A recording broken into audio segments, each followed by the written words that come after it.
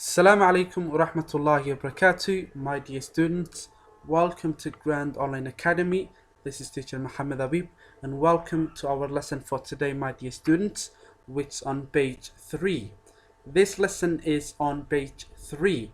Okay, today's lesson is an activity lesson, inshallah ta'ala. So welcome. Dhammaan soo dhawaada ardayda sharafta badan ku soo dhawaada Grand Online Academy. Waxaa idin la hadlaya macalinkeeni Muhammad Habib. Maanta waxaanu qaadan doonaa casharka ku yaala bogga saddexaad ee boggeena General English. Casharkeena maanta waa cashar layliya haddii alla yidhaahdo. Waxaanu ku yaala bogga saddexaad saan hore u sheegay, bal aynu casharkan qaadano. Waxaa lagu yidhi fill in the blanks. Fill in the blanks. Waxa maxay buuxi meelaha bannaan. Fill in waa buuxi weeyaan. Fill in this cap. Can you fill in my cap? Ma ii buuxin kartaa koobkaygan? Okay? Ma ii buuxin kartaa. Marka fill in waa buuxi. The blanks. Blanks meelahan bannaan baa la dhahaa blanks. Good. Maxaa lagu buuxinayaa? Waxaad raacaysaa casharkii aan shalay qaadanay ayaad ku buuxin doontaa. Good. I, he, she, it, we, you, they. Intaas waa maxay? Waa magacu yaallo. Meelo bannaan baa ku xiga. From Puntland, from Somalia, from Somaliland, from China, from Somalia, from Nigeria, from Ethiopia. Dhammaan halka waxaad ku buuxin doontaa with the necessary information. Marka informationka ku muhiimka baad ku buuxin doontaa insha Allah ta'ala. Bal marka let me give you the first one as an example. Ta koowaad tusaale ahaan baan idiin siinaya. I waa iniga hore u sheegnay I inay kaliya qaadato am. I am from Puntland. I am from Puntland. Aniga waxaan ka soo jeedaa magaalada wadanka Puntland, okay? Caasimadda Puntland aan idhaahdo magaalada Puntland ayaan ka soo jeedaa. I am from Puntland. Okay. Puntland Garowe. He. Okay, waan ka tusaalaha waan masaxay. Sidaas oo kale aad u raaci doontaan tusaalahaan baad u qaadanaysaan. Qaybtana waa questions, su'aalihii. Where am blank space. Saas aad u buuxinaysaan ta koowaad ma maxay? It's pretty clear. Aad baa u caddahay. Waa where am I from?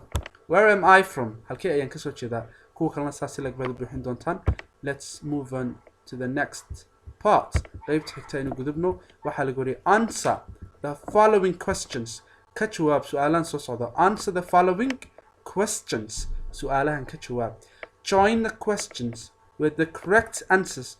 Ku hagaaji baa la yiri su'aalahan jawaabtooda saxda la doono. Xagani waa su'aalihii, halkana waa jawaabahoogii. Good. Question number 1. What is your name? Magaca.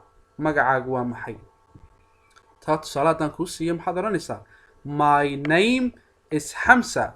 My name is Hamza. Magacaygu waa Hamza. Question number 2. What do you people call you? Dadku maxay kuugu yeedhaan? Magaca lagaaga yaqaano bulshadaada waa maxay? Adigaa sheegi. Halkan baan ku dhex jirtaa jawaabta saxda. Number 3. How do you spell your last name? Magaca awowga sideed marka u qortaa? Last name waan sheegnay waa magaca awowga. First name waa magacaaga koobaad. Middle name waa magaca dhaca aabo laakiin lama sheego dhaqanka reer galbeedka. Good. Question number 4.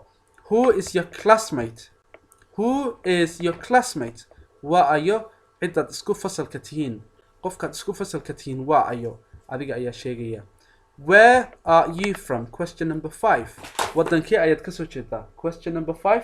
Su'aasha shanaad. Wadankee ayaad ka soo jeedaa? Where are you from? Good. Question number 6. How are you? How are you? Iska waran. Iska waran weeya. Good. Bal halkan waxaa lagu yiri answer the following questions. Ka jawaab su'aalahan. What is your name? Magaca. What do you people call you? Dadku maxay ku yaqaan? How do you spell your last name? Okay, sidaad u qortaa magacaaga awoowo. Question number 4. Who is your classmate? Waa ayo cidaad isku fasalka tihiin. Where are you from? Wadankee ayaad ka soo jeedaa ama u dhalatay? How are you? Iska waran.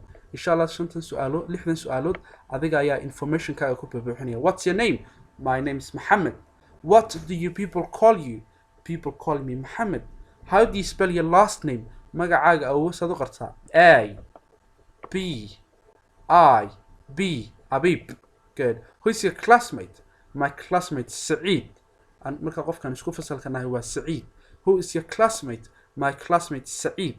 Qofkan isku fasalkanahay waa Saeed. Where are you from? Wadankee aad ka soo jeedaa? I am from Somaliland. Somaliland ma ka soo jeedaa. How are you? I am fine thanks marka saas kala jawaabta ka jawaabiso waxaad oranaysaa I am fine thanks qofka marka waa inaad mahad celiso waan fiicanahay waad mahadsan tahay waa qofkan uu ku danaynaya xaaladaadu danaynaya I am fine thanks waan fiicanahay mahadsanid saasaad uga jawaabaysaa marka idinkuna halkan waxaad ku buuxin doontaan with your own information warbixintaada adigu iska leedaad ka jawaabaysaa pronunciation qaybta u dambaysa pronunciation waa dhawaaqa pronunciation dhawaaqa weeyaan can you pronounce the P correctly can you pronounce the letter P correctly waxaa lagu yidhi xarafka P si saxa ma ugu dhawaaqi kartaa pa ayaa lagu dhawaaqaa tani waa voiceless marka lama isticmaalayo vibration ma jiro pa ba'da kalena waa ba'da kale saa u qoranta waa saasaa lagu dhawaaqaa iyadu waa voiced cunaha la isticmaalaya tana cunaha ku gariiriya vocal cords tana waa pa hawa ayaa lasoo raacinaya dadku labada b inay ardaydu kala bartaan waa muhiim good read the following words akhri baa lagu yidhi erayadan soo socda with the correct pronunciation sida saxda ugu dhawaaq purple waad iga daba dhawaaqaysaan purple okay paper pen phone number tan waa ba'da weeyaan please tan hawaa la soo raaciyaa tanna waa la weynayaa tana waa inaad fahanteen ma filaya my dear students halkaas inoogu joogayaa layliga maantana fadlan ka soo shaqeeya markaa activitygan groupkeena conversationkan aad ku diraysaan insha allah tacaala aad baad u mahadsan tihiin wajazaakum allahu khayr